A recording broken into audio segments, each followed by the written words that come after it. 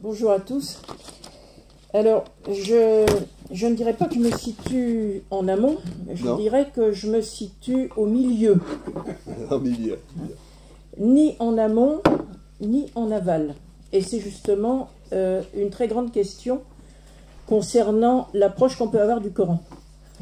Alors, je ne sais pas si vous avez essayé de le lire en français, dans une des multiples traductions, et je ne sais pas si vous y avez compris quelque chose. Parce que la caractéristique du Coran, c'est que c'est le fait que c'est un texte en morceaux, et que on est en présence de micro-fragments, de micro-récits, et à la lecture directe, c'est-à-dire si on s'imagine qu'on va trouver une genèse, on commence à un commencement, on passe par un développement, etc., on est complètement désorienté. Et cette caractéristique du Coran fait que on le lit quand même de façon directe, mais le sens qu'on donne à partir de cette lecture directe, il faut s'interroger sur le type de lecture que ça produit. Parce que dans la mesure où c'est un texte qui n'est pas narratif d'un bout à l'autre, pour essayer d'avoir une lecture cohérente qui rende compte de l'argumentaire coranique, c'est tout un travail qu'il faudrait accomplir à partir d'un thème, et il faudrait rechercher tous les éléments qui sont en rapport avec ce thème, c'est-à-dire constituer un corpus. Or, la lecture directe ne permet absolument pas de construire un corpus. C'est un travail, et c'est un travail qu'on fait avec les ouvrages de référence qui donnent, par exemple, vous avez, c'est en arabe, mais on le trouve également en français de façon plus difficile. Vous prenez un mot en arabe et vous cherchez toute sa présence dans le Coran, vous cherchez un thème, et il faut absolument que vous mettiez sur la table devant vous tous les fragments qui concernent ce thème. Or, qui fait cela? Et où trouve-t-on ce genre de pratique? Alors, ça pose le problème de la lecture. Alors, les lectures directes, et c'est valable non seulement pour le Coran, mais pour d'autres textes, les lectures directes sont des lectures dont je dirais qu'elles sont appropriatives. C'est-à-dire que vous lisez à partir de ce que vous êtes, à partir de ce que vous savez, et vous êtes absolument incapable, si vous n'avez pas construit un savoir, d'avoir une lecture autre que la vôtre. Mais si vous êtes un croyant convaincu, vous êtes, je dirais, par rapport à cette pratique de la lecture, dans une grande naïveté. Vous avez l'impression de comprendre, et vous vous appropriez cette compréhension qui est la vôtre, comme s'il s'agissait d'une vérité, d'autant plus que, en tant que croyant, pour vous, c'est une parole divine. Donc, vous êtes l'interprète de la parole divine et vous n'allez pas chercher plus loin. Alors, une lecture historique, c'est pas ça du tout. Une lecture historique, d'abord, qu'est-ce que c'est qu'une lecture? Une lecture, ça n'est pas une réception de sens. Ça, les sciences de la communication l'ont bien montré. Une lecture, c'est une production de sens. C'est-à-dire que tout lecteur produit du sens à son corps défendant, même s'il ne le sait pas. Il produit à partir de ce qu'il sait, à partir de ce qu'il est. Donc, si la lecture est une production de sens, il faut historiquement définir un producteur, c'est-à-dire la personne qui produit le sens, et il faut définir un lieu où se trouve ce producteur. Autrement dit, il faut répondre à deux questions, qui et où. Ça, ce sont les premiers éléments. Il faut identifier la personne qui produit le sens, le milieu dans lequel, alors la personne, ça peut être un collectif, le milieu dans lequel ce sens est produit, ça c'est la première chose. Bon. Donc on identifie la source du sens qui est donné. Et quand on fait de l'histoire, on ajoute une autre dimension, c'est la dimension temporelle. On ne peut pas faire d'histoire sans chronologie, c'est pas possible. Donc, il faut dire la lecture de qui, la lecture d'où et la lecture de quand. Autrement dit, face à un texte comme le Coran, qui est un texte sacré, mais il y a d'autres textes sacrés, ces textes sacrés ont comme caractéristique d'être produits à un moment donné, dans un milieu donné, pour des gens auxquels ils s'adressent, et ces textes sacrés, leur caractéristique, c'est ensuite de voyager. Bon, ces textes sacrés, tous, il n'y a pas que le Coran, tous ces textes sacrés voyagent.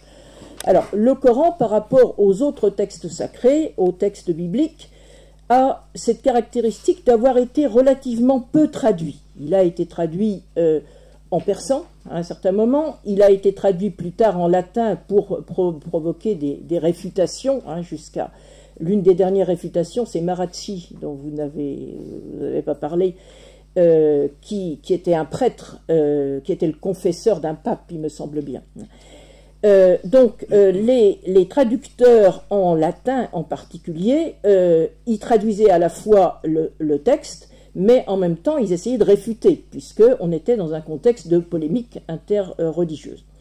Mais en tout cas, face à un texte comme le Coran, il faut que vous disiez à quel niveau de lecture vous vous situez. Est-ce que vous vous situez dans une lecture qui serait celle des premiers auditeurs du Coran, de ce qu'on considère avoir été le Coran? Autrement dit, est-ce que vous vous situez dans la société du 7e siècle, en Arabie, ou je pense qu'on peut aller plus loin, est-ce que vous vous situez à la fois en Arabie et dans l'espace omeyyade jusqu'à la fin du 7e siècle, puisqu'on pense que c'est à peu près à ce moment-là que le texte du Coran est établi? Or, je considère historiquement que la période omeyyade est encore une période qui relève très largement de la mentalité d'origine, c'est-à-dire de la mentalité de la société d'origine, la société tribale d'Arabie, dans la mesure où le Coran, jusqu'à la fin du 7e siècle, il est destiné avant tout sociologiquement aux Arabes d'Arabie, aux tribus arabes, puisque la parole coranique est censée s'adresser à ceux qui ont reçu le Coran dans cette langue. Et ce qu'on ne dit sans doute pas suffisamment, c'est que jusqu'à la période abbasside, c'est-à-dire jusqu'au milieu du 8e siècle, si on voulait devenir ce que nous appelons musulmans, et je dirais que déjà on est dans l'impropriété, parce que il faudrait dire si on voulait entrer, non pas devenir musulman, se convertir, mais entrer dans l'alliance du Dieu du Coran, c'est-à-dire dans l'alliance d'Allah, eh bien, il fallait appartenir à une tribu arabe. Autrement dit, les populations extérieures à la péninsule arabique, ou les populations qui n'étaient pas en contact avec une tribu issue de la péninsule arabique, ne pouvaient pas entrer dans l'alliance d'Allah, je ne dirais même pas se convertir, sauf si une tribu les acceptait dans ses rangs. Et vous imaginez bien que les tribus, elles n'avaient pas envie d'accepter des gens qui ne leur étaient pas proches, donc la conversion elle-même n'existait pas au sens où on l'entend par la suite dans l'islam construit des Abbassides. Elle n'existe pas avant au plus tôt le milieu du 8e siècle, c'est-à-dire à la chute des Omeyyades et les Abbassides qui arrivent et qui rejettent le système d'origine, c'est-à-dire le système tribal. Donc, quand on parle d'une lecture du Coran, on devrait dire, et malheureusement les traducteurs ne le font pas, à quel niveau de lecture on se situe. Parce qu'on peut très bien étudier, comme personnellement je le fais, parce que je pense qu'on commence par le commencement, on peut étudier la lecture de l'origine dans la société de l'origine. Mais on peut tout aussi bien prendre comme objet d'étude une lecture exégétique plus tardive, par exemple le grand Tabari de la fin du IXe siècle, début Xe, qui produit un commentaire magistral et extrêmement important, on peut très bien étudier la lecture de Tabari, la lecture du Coran par Tabari. Et on peut aller plus loin, on peut étudier une lecture mystique, on peut étudier une lecture grammaticale, enfin, il y a toutes sortes d'exégèses à différents niveaux, mais les traducteurs, quand ils traduisent le Coran, on a l'impression qu'ils font leur grande œuvre, ils sont tout seuls, et puis souverainement, ils traduisent. Ils ne disent jamais à quel niveau de compréhension du texte il se situe. Alors ça, c'est un problème qui se pose donc en tant que le texte du Coran, en tant que texte à comprendre. Maintenant, comment est-ce qu'on s'est comporté vis-à-vis de ce texte? Et là, je dirais qu'il y a deux écueils à éviter. Il y a l'écueil de la compréhension musulmane, qui est tout à fait respectable, mais moi je me situe sur le plan historique, c'est-à-dire sur la critique des textes. Donc je n'interviens pas dans la manière dont les musulmans croient. Ils croient comme ils veulent, ça ne me regarde pas, et je n'ai pas à interférer avec ça. Par contre, en tant qu'historienne, je considère que la lecture postérieure, la lecture des siècles à partir du 9e, à partir du 10e siècle, cette lecture entre dans un processus progressif de sacralisation, et cela se traduit notamment par la sacralisation de la figure prophétique.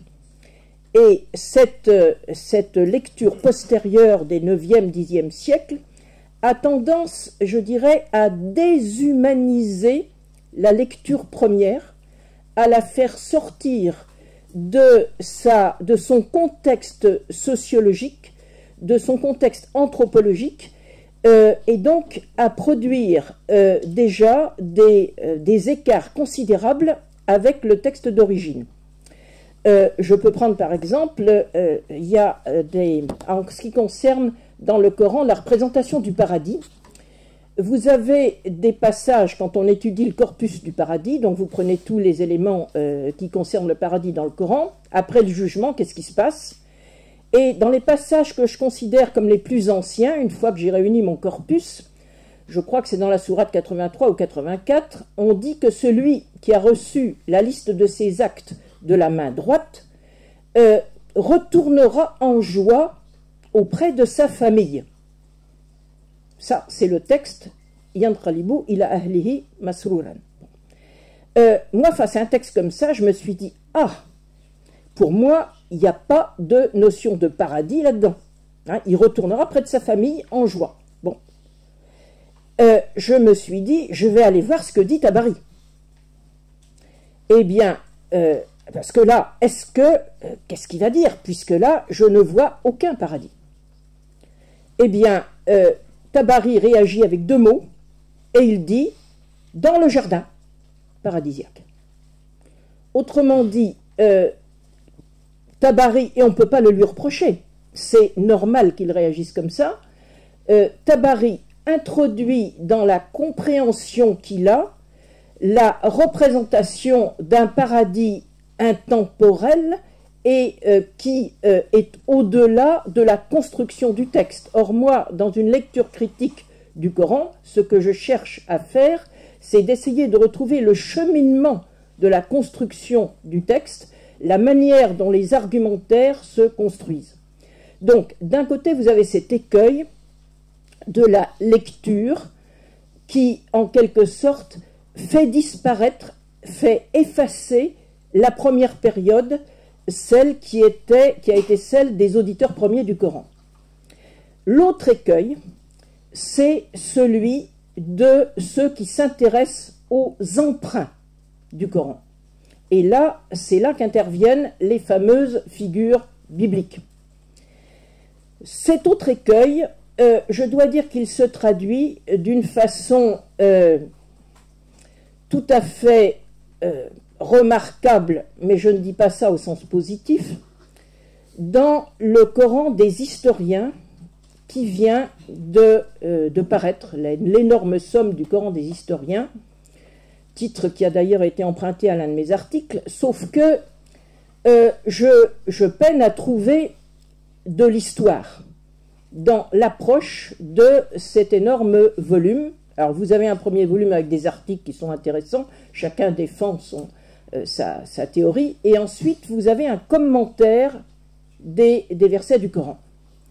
Or, moi-même travaillant en ce moment, j'ai des gros dossiers en cours sur ces sujets, je regarde évidemment la manière dont le texte est commenté, le texte qui n'est pas traduit, donc ça c'est une difficulté, mais enfin bon, passons.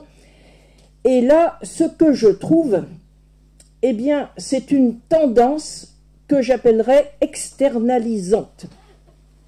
C'est-à-dire que jamais on ne cherche à retrouver le corpus. Je prends un thème ou je prends un mot, moi mon premier réflexe c'est d'aller chercher dans le Coran tous les emplois de ce mot, tous les emplois de ce thème pour essayer d'y comprendre quelque chose, de voir s'il y a une évolution. Ça n'est jamais fait. Par contre, ce qui est fait, c'est la recherche de l'amont, alors le véritable amont, c'est-à-dire des sources talmudiques, des sources midrashiques, des sources des apocryphes chrétiens, et là, il y en a sans aucun doute, ces sources-là, elles existent bien, elles viennent au départ très probablement du Yémen, qui était judaïcisé, au moins dans ses élites, depuis le IVe siècle, et christianisé depuis la deuxième moitié du Ve, donc avant l'islam. Donc il y a manifestement des éléments qui remontent de sources extérieures. Mais ce qui est intéressant du point de vue d'une lecture historique, ça peut être effectivement de détecter si tel récit coranique peut trouver sa source dans tel apocryphe ou dans tel passage d'un texte antérieur. Mais ce qui est important pour établir une lecture critique qui réponde aux enjeux de la production première du Coran dans son milieu d'origine, c'est de savoir l'usage qui est fait de cet emprunt. Et là, je dirais que le grand défaut du Coran des historiens, et c'est là que je dis que ce ne sont pas des historiens du tout, eh bien, le grand défaut, c'est que l'usage qui est fait de ces emprunts qui viennent d'ailleurs n'est jamais étudié. Au contraire, je vais prendre un exemple. J'ai travaillé récemment sur la sourate 106, qui est une très courte sourate, qui est une des plus anciennes du Coran. Je dirais que même c'est une sourate qui relève de ce que je considère avoir été la phase pré-biblique du Coran, c'est-à-dire les quelques passages du Coran où il n'y a vraiment aucun élément d'allure biblique. Il n'y a pas d'eschatologie, il n'y a pas de jugement, il n'y a pas de création, il n'y a pas d'enfer, il n'y a pas de paradis, il n'y a rien de tout ça. Mais il y a simplement la mise en évidence de l'alliance d'un Dieu protecteur avec les Mécois. Et c'est le fameux passage « Rendez culte au Seigneur de cette demeure ». Je ne dirais certainement pas de ce temple qui pour moi est une impropriété. La Kaaba n'a pas l'air d'un temple. Hein. C'est un site béthylique avec des pierres sacrées. Bon, et on tourne autour. Donc, vous avez simplement ce culte à ce Dieu préférentiel qui est le Seigneur de cette demeure. Ce Seigneur de cette demeure, eh bien, il préserve la cité mécoise de la famine. Il faut savoir que la Mecque est un lieu sans aucune agriculture et que pour manger, on est obligé de faire un voyage de 8 jours de marche pour aller dans la montagne à 1800 mètres à Taïf ou un petit peu vers Jeddah. Mais enfin, il n'y a rien à manger sur place, il y a simplement de l'eau. Bon, on peut boire à la Mecque, mais on ne peut pas manger. Donc, c'était une cité qui pouvait être affamée. Donc, le Dieu est censé protéger et donner à la tribu qui occupe le site, lui donner les moyens de subsistance. Et il la préserve de la peur, probablement la peur le long des trajets ou la peur des attaques. Et dans cette sourate, vous avez également deux voyages caravaniers qui sont évoqués avec le terme ilaf qui est censé désigner l'entente. Alors, l'entente entre les clans mécois ou l'entente avec les tribus qui seraient le long des pistes empruntées pour aller accomplir ces voyages. Bon. Et alors là, la plupart des commentateurs, des orientalistes ont considéré qu'il s'agissait de l'entente. Mais voilà qu'un de celui qui a écrit le commentaire de cette sourate dans le Coran des historiens, voilà qu'il a trouvé qu'en syriaque, il y avait le mot « elfo » qui désigne un bateau. Et alors là, il part dans un véritable délire, une extrapolation, en disant que si il était question de bateau, alors je ne vois pas pourquoi il privilégie le bateau, eh bien, les Mécois sont des marins. Et alors, je vous vois venir, ils descendent la mer Rouge, ils montent, ils descendent, etc. Et puis, d'ailleurs, ça se rapproche du naufrage qu'on trouve dans la Bible. Et vous avez à partir de cette interprétation que rien ne justifie, vous avez tout un délire sur les voyages en bateau des Mécois. Vous savez sans doute, ou peut-être, que personnellement, je ne crois pas un mot du voyage en Éthiopie qui figure pas du tout dans le Coran, mais dans la tradition postérieure, où eh bien, les pauvres Mécois persécutés, certains d'entre eux seraient partis se réfugier auprès du Négus qui était le roi d'Aksum à l'époque, et il faut regarder une carte de géographie pour se rendre compte où est Aksum. Bon, si on va par voie de terre, je ne vois pas comment un pauvre Mécois peut s'en tirer. Mais alors, les gens qui m'ont contredit parfois dans les vidéos que je publie, me disent, mais c'est tout simple, ils vont à Jeddah, ils prennent le bateau. Alors là, il faut revenir sur terre et puis se demander comment on navigue en mer Rouge. Or, la navigation en mer Rouge, ben, c'est très compliqué. C'est les Grecs au tournant de l'ère chrétienne qui sont censés avoir compris comment on remontait la mer Rouge. Vous êtes ici à Nantes, je pense qu'un certain nombre de vous connaissent les bateaux. Eh bien, dans les bateaux anciens, ne remontez pas au vent. Donc, on passait même pas au travers, c'est vent arrière ou grand largue, hein, c'est à peu près ça. Et quand le vent n'était pas dans le bon sens, eh ben, on ne pouvait pas remonter au vent. Donc là, c'est une espèce d'innocence hein, de certains musulmans contemporains qui ne sont pas du tout au fait de ces choses historiques. Eh bien, vous voyez que pour essayer d'y comprendre quelque chose, il faut remettre les pieds sur terre, il faut avoir un terrain. Or, je dirais que si on part dans ce genre de délire avec des bateaux qui n'existent pas en faisant des Mécois, des marins, eh bien, on se situe... Pourquoi est-ce qu'on fait ça? Parce qu'on se situe sur un terrain qui est un terrain fictif et un terrain imaginaire. C'est le terrain qu'on appelle de l'Antiquité tardive. Alors, l'Antiquité tardive, moi, au départ, je pensais que c'était l'Empire romain, le bas Empire romain. Eh bien maintenant, le Coran est censé entrer depuis quelques années dans le terrain de l'Antiquité tardive. Sauf que l'Antiquité tardive, c'est quoi?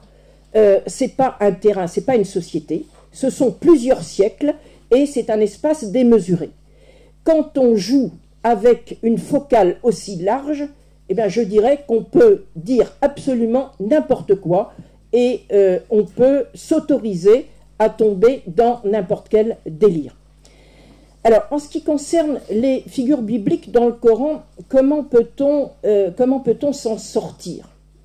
Eh bien, je pense que ce qu'il faut se demander, c'est ces figures bibliques dans le Coran. Alors, les thèmes bibliques ou les figures bibliques, ça n'est pas pour faire joli, ça n'est pas pour être fidèle à la Bible, et ce n'est pas en demandant l'autorisation aux hommes de la Bible.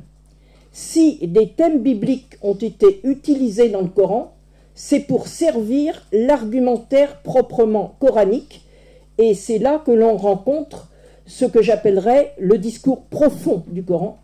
Le discours profond du Coran qui n'est pas le discours de surface, c'est celui qui répond aux fonctionnalités profondes de la société du Coran. Et c'est en pensant à cela que j'ai écrit ce livre au titre provocateur, Les trois piliers de l'islam, qui sont en fait trois fonctions sociales de cette société que le Coran reprend à son compte, à savoir l'alliance avec un Dieu protecteur, la guidance, parce qu'on est dans un espace de désert où se perdre c'est mourir, et le don, parce que dans une société sans structure étatique, le don est un principe de solidarité fondamental. Donc il faut revenir à ce type de terrain si on se place au niveau de la lecture première et considérer que les emprunts bibliques du Coran lui servent à quelque chose et qu'ils sont reconfigurés, qu'ils sont ce que j'appelle coranisés pour être mis en accord avec l'imaginaire du Coran qui est aussi l'imaginaire de sa propre société.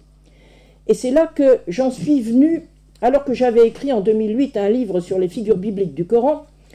Un jour, à l'occasion d'un colloque auquel on m'avait invité, je me suis aperçu tout d'un coup que dans mon livre de 2008, j'avais oublié Adam. Je me suis dit, c'est quand même bizarre. Adam, c'est une figure importante dans la Genèse, Bon. Je me suis dit, mais pourquoi j'ai oublié Adam? Et alors, je vais terminer rapidement, eh bien, je me suis aperçu que Adam ne joue dans le Coran qu'un rôle tout à fait secondaire, parce que le Coran s'est abstenu de se représenter un premier homme. Dans le Coran, vous n'avez pas de premier homme, parce que la société du Coran n'a pas besoin de premier homme. La création dans le Coran, c'est quoi? C'est une société fonctionnelle qui doit être efficace tout de suite pour répondre aux besoins des hommes. Alors, Adam, dans cette histoire, il sert pas à grand-chose.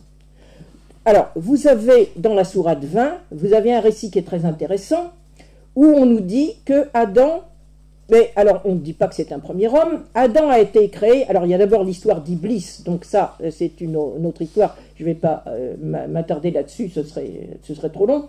Donc, je parle d'Adam dans le jardin. Il y a un Adam dans le jardin dans le Coran. On ne nous dit pas que c'est un premier homme, on dit simplement qu'il est avec sa famille, avec sa femme, on ne donne pas le nom de la femme, dans un lieu de prospérité. Et dans ce lieu de prospérité, on lui dit, il y a l'arbre d'éternité, tu n'as pas le droit d'en manger. Hein, alors que dans la Bible, au contraire, il est éternel. Bon. Donc, Adam, trompé par le diable, mange de l'arbre de l'éternité. Donc Dieu se met en colère et le chasse du jardin avec sa femme. Mais alors là, c'est là que ça devient intéressant, alors que dans le cadre biblique, Adam chassé du jardin, dans le cadre biblique, c'est la femme qui est coupable, dans le Coran, c'est lui qui est coupable, eh bien, la conséquence, c'est qu'il est chassé, bien sûr, mais il ne supporte absolument le poids d'aucune faute une fois qu'il a été chassé. Au contraire, son Dieu bienveillant lui montre la bonne voie. Autrement dit, il retombe dans le monde ordinaire des tribus où on a besoin d'un Dieu protecteur qui vous guide, mais il n'y a aucune notion de péché dans le Coran qui serait à supporter par Adam.